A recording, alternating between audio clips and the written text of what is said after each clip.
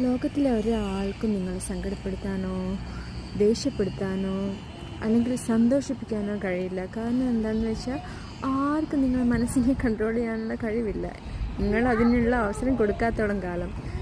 അപ്പോൾ ആൾക്കാർക്ക് എന്തും പറയാം, എന്തും ചെയ്യാം, പക്ഷേ അതിനോട് നമ്മൾ എങ്ങനെ റെസ്പോണ്ട് ചെയ്യുന്നു എന്നനുസരിച്ചാണ് നമുക്കും നമ്മുടെ മാനസികമായിട്ടുള്ള ഫീലിങ്സ് തോന്നുന്നത്.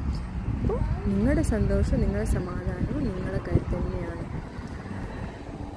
അത് മാത്രമല്ല, നമ്മുടെ മാനസികാവസ്ഥയ്ക്കനുസരിച്ചുള്ള നമ്മുടെ വിഷനനുസരിച്ചുള്ള രീതിയിലുള്ള ലെൻസിലൂടെയാണ് നമ്മൾ കാര്യങ്ങൾ കാണാൻ ശ്രമിക്കുക.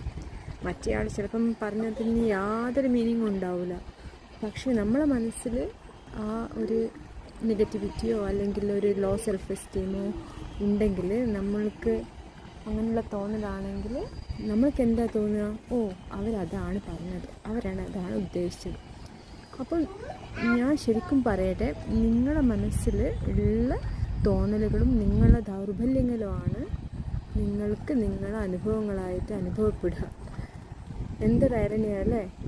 അതായത് നിങ്ങൾക്ക് കാണിച്ചരികയാണ് ഇതൊക്കെയാണ് നിങ്ങളുടെ മനസ്സിൻ്റെ ഉള്ളിലുള്ളത്, അതുകൊണ്ടാണ് നിങ്ങൾക്ക് ഇങ്ങനെയൊക്കെയുള്ള തോന്നലുകൾ ഉണ്ടാവുന്നത്.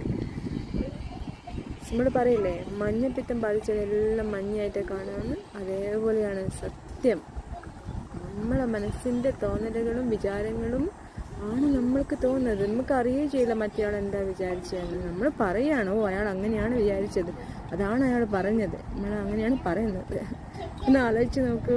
അത് നമുക്ക് വേറെ കാര്യം മനസ്സിലാക്കാം, നമ്മൾ എത്ര സ്ട്രോങ് ആയിട്ടുള്ള ആളാണ് അല്ലേ. അപ്പം നമ്മളെല്ലാം പോസിറ്റീവായിട്ട് എടുത്ത് നമുക്കെല്ലാം പോസിറ്റീവായിട്ടാണ് തോന്നുന്നത്. ഓക്കെ, അതാണ് അതിൻ്റെ മീനിങ്, ഇതാണ് അതിൻ്റെ അർത്ഥം.